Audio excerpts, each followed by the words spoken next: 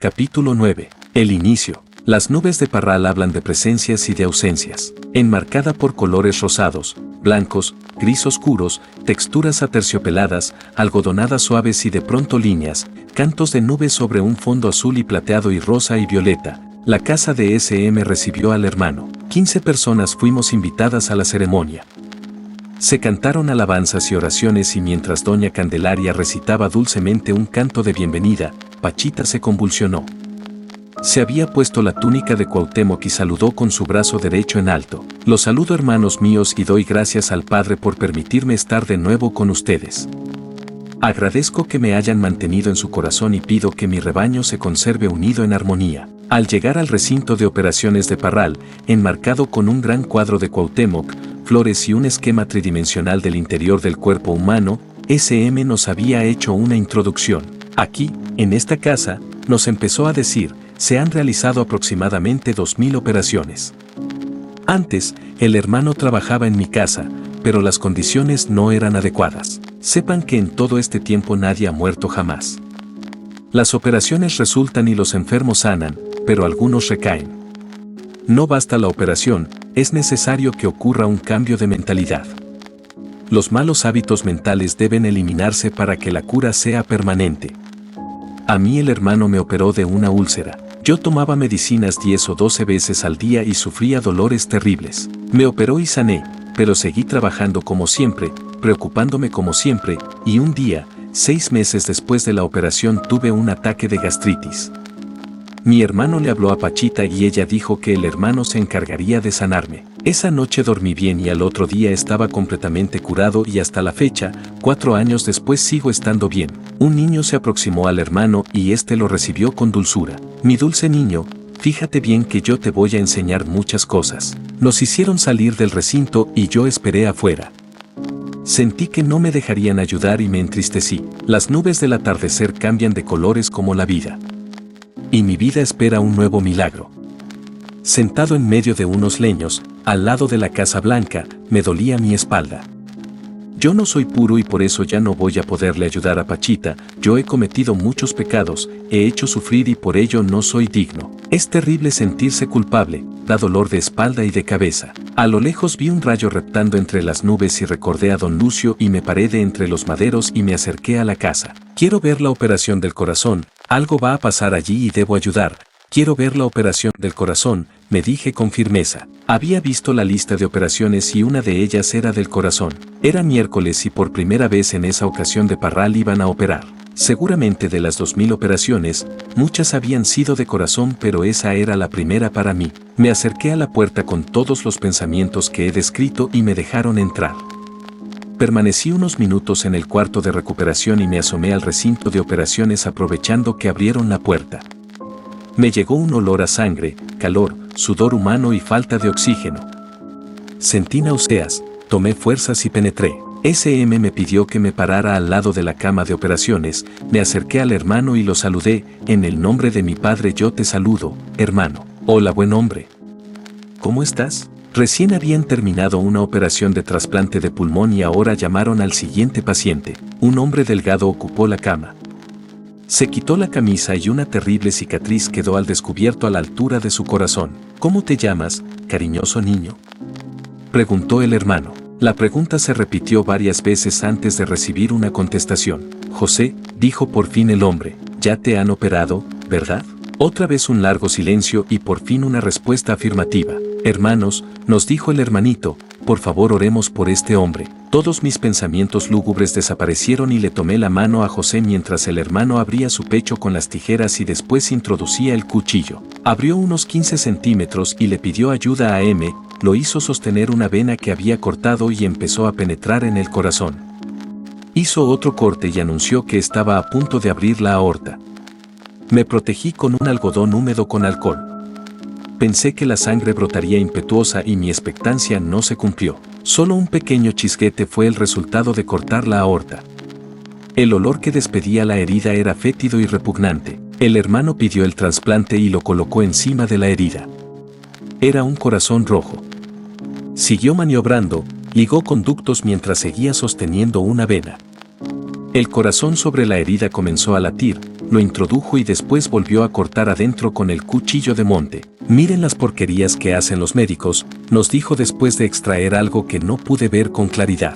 Después volvió a cortar y vi cómo extrajo una masa de tejido todavía palpitante de unos 6 o 7 centímetros de largo por 4 o 5 de ancho. Le pidió a M que fuera soltando la vena y al hacerlo vi cómo penetraba.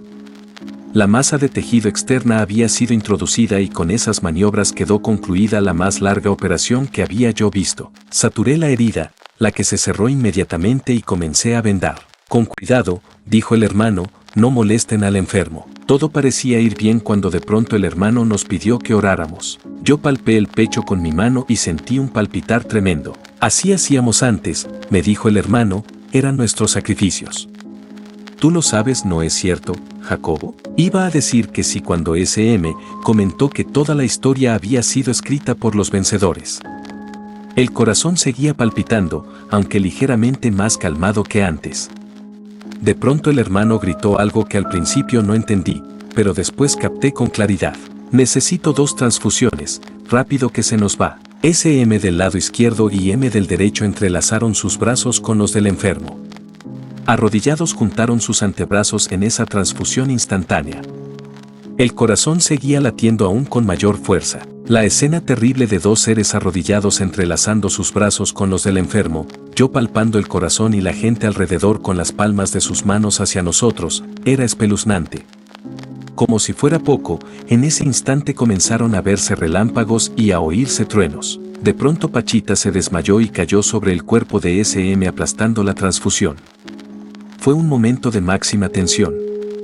El corazón seguía latiendo pero Pachita parecía muerta.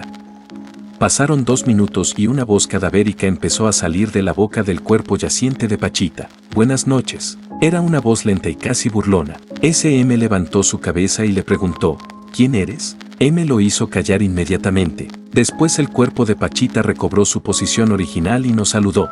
Ya está bien todo, cuiden mucho a este hombre. Lo acabé de vendar y se lo llevaron. ¿Qué pasó, hermano?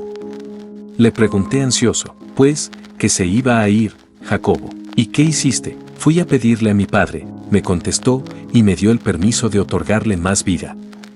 Al final de la sesión le pregunté a doña Candelaria. Me vio con sus enormes ojos y me contestó, se iba a morir y el hermano tuvo que dejar el cuerpo de Pachita para irle a pedir al Señor por la vida del enfermo. En ese momento la muerte vino y su saludo fue ese buenas noches. Después regresó el hermano y todo fue bien. Cuando operamos a mi mamá, también vino la muerte y más vale no contestarle el saludo. Por eso me hizo callar a SM. Trajeron a una mujer joven, delgada y sumamente calmada. Se acostó en la cama y el hermano pidió la sierra. Era un caso de un tumor cerebral. Mientras la sierra cortaba el cráneo, la mujer reía. Fue una operación extraña y sin dolor alguno. Al final le pregunté acerca de su valentía. Es por mi esposo y mis hijos, por ellos debo estar bien. Recordé a mi madre, por causa de un cáncer cerebral, la habían operado extrayéndole medio cerebro. Durante 3 años mis hermanos, mi padre y yo vivimos un tormento indescriptible. Si hubiéramos sabido de Pachita, si ella la hubiera operado en lugar de un neurocirujano. Amé a esa mujer valiente y entendí sus razones más que ella misma. Después trajeron a una muchachita. Tenía alrededor de 15 años y se quejaba de dolores abdominales. El hermano la auscultó y detectó un tumor en el estómago. ¿Eres señorita? Sí, hermano. A ver, las manos de Pachita tocaron el vientre. No es cierto, no eres señorita. Sí soy. A ver, sí eres, mi niña preciosa, solo quería asegurarme. A las señoritas hay que cuidarlas mucho en estas operaciones. Enseguida y sin más preámbulos, el hermano introdujo el cuchillo en el vientre y cortó una gran herida. En 30 segundos le señaló el tumor a SM haciéndole meter los dedos a la herida. Vi la expresión de asombro de SM y su inmediato retiro de la mano. Se limpiaba la sangre en la sábana mientras el hermano seguía operando. Por fin, extrajo un tumor, me pidió saturar y vendamos la herida. Después trajeron a un viejo. Tenía un terrible dolor trigeminal que iba a ser curado mediante el trasplante total de un nervio trigémino. Este último era sostenido por el hijo del enfermo, mientras el hermano horadaba la parte inferior de la región temporal derecha del hombre. Mientras operaba, la boca de Pachita pronunciaba frases: ahora debo mover a un lado el nervio óptico, ahora debo ligar, ahora voy a cortar aquí. El viejito se quejaba amargamente y en ese momento una tormenta tremenda se desató. Los truenos y rayos casi movían la casa y el recinto se alumbraba de un violeta eléctrico intensísimo. La lluvia comenzó y el hermano dio gracias mientras seguía operando. ¿Ya no te duele tu ojito, mi cariñoso muchachito? Ya no, señor, ya no. Saturé en medio de la tormenta mientras los brazos de Pachita permanecían con las palmas hacia arriba en señal de recibir la lluvia. Ahora todos los animalitos vivirán, decía con sus manos extendidas. Las víboras, los alacranes, todos los seres tienen derecho al agua, la que bendice su vida. Amé a los alacranes y a las víboras y a los truenos y a la lluvia. Alguien vendó la cabeza del anciano y su hijo dijo que también tenía malo su oído. No oye nada con él. El hermano tomó el cuchillo y lo penetró por el conducto auditivo. El anciano lloraba y decía que prefería la sordera a ese dolor. Ya señor, déjame sordo, pero ya. A ver, Jacobo, háblale. Me acerqué a su oído y le hablé y me contestó. Con eso terminó la sesión. El hermano se regocijaba en el interior del cuerpo de Pachita y llamó a Candelaria. Cande empezó a cantar alabanzas acompañada del hermano. Dios nuestro, cantaban, alabado sea tu nombre y la luz que nos regalas. Danos vida y corazón, haznos buenos, te agradecemos tu misericordia. No recuerdo las palabras exactas. Solo sé que era algo bellísimo y la tormenta, los relámpagos, los truenos, parecían acompañar a esos seres llenos de fe y amor.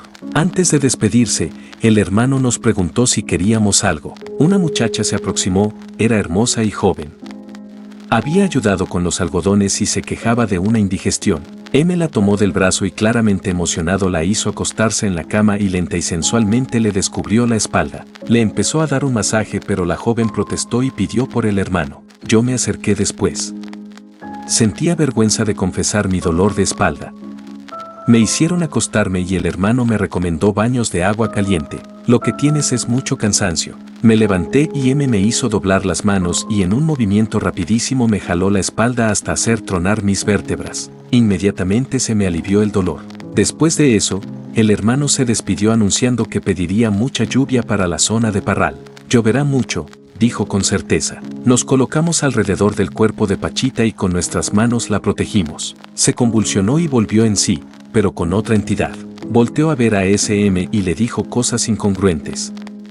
Después se convulsionó de nuevo y por fin apareció Pachita. El cambio en el tono de voz, intensidad y calidad de movimientos y dicción eran clarísimos y nunca antes me parecieron tan obvios como en esta ocasión. Nos saludó a todos y a mí me preguntó por mi hospedaje. En el Hotel Adriana, le contesté. Vaya, si es el mejor hotel de Parral, chiquito.